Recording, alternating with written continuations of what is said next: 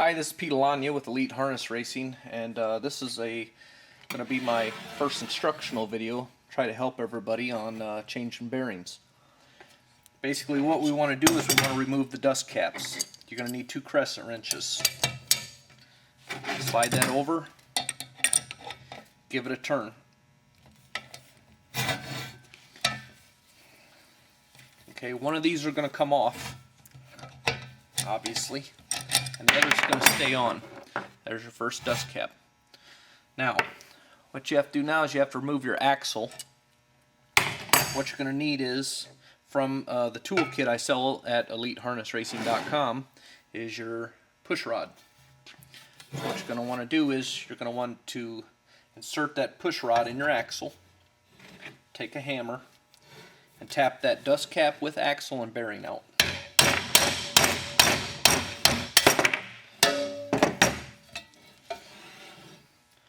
Axle, dust cap, and bearing. Turn your wheel over. Insert your push rod through the hub and tap out that old bearing.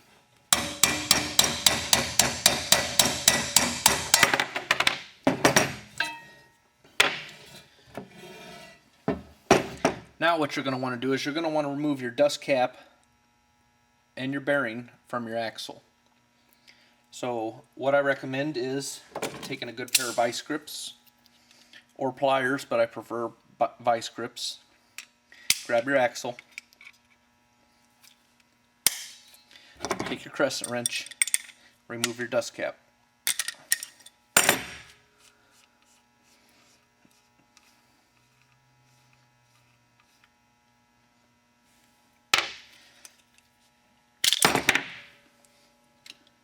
Now what you're going to need to do is remove your bearing from your axle. And that's when I developed this donut. This is also part of your toolkit from Elite Harness Racing. So let me move the camera here to show you how that works. Take your donut, set it on top of your hub. Insert your axle and bearing. Take your push rod, tap that axle off the bearing. Old bearing, your donut, now there's your axle. Okay, so now once you clean all this stuff up, what you're going to want to do is you're going to want to put your new bearings in. The way I recommend is take your bearing, set it on top of your hub, and just tap it in. Slowly, don't get in a hurry, make sure it's going straight.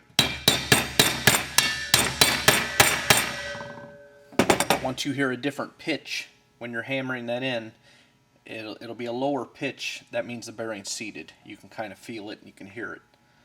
So what you do then is you take this is your bearing seating tool, set it flat on the table, take your hub with the bearing side down,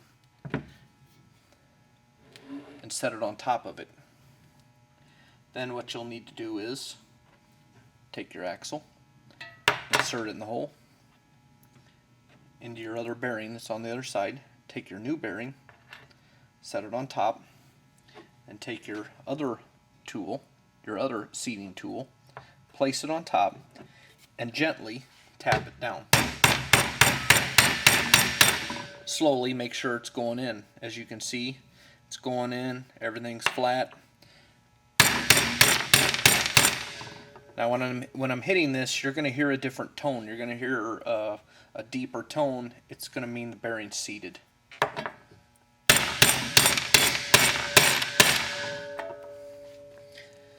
Now every now and then, what you're going to have is you're going to take your axle and you're going to feel it, how smooth it is. Every now and then, it's going to feel a little stiff. It's not going to feel right. What you're going to need to do is come over here on the other side, take your insert tool, and just tap gently, because bearings can be seated too tightly, and that will free the bearing up. If your bearings are seated too tightly, they'll be stiff. So what we have now is we have both your bearings seated with your axle. Now all you have to do is put your dust caps back on. What I recommend is an anti-seize compound.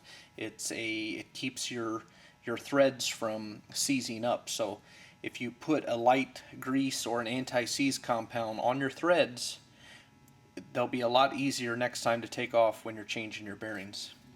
So what you'll do is you will gently take your time so you don't cross thread these. Take your time and put your dust cap on. Then take your other dust cap and slowly screw it on.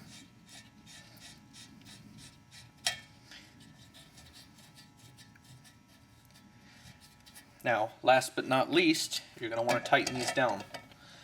Now what I recommend is you tighten them down to where they're kind of snug, and then give it just a little bit of a turn, about 1 inch. The wrench is about 1 inch, and that's it.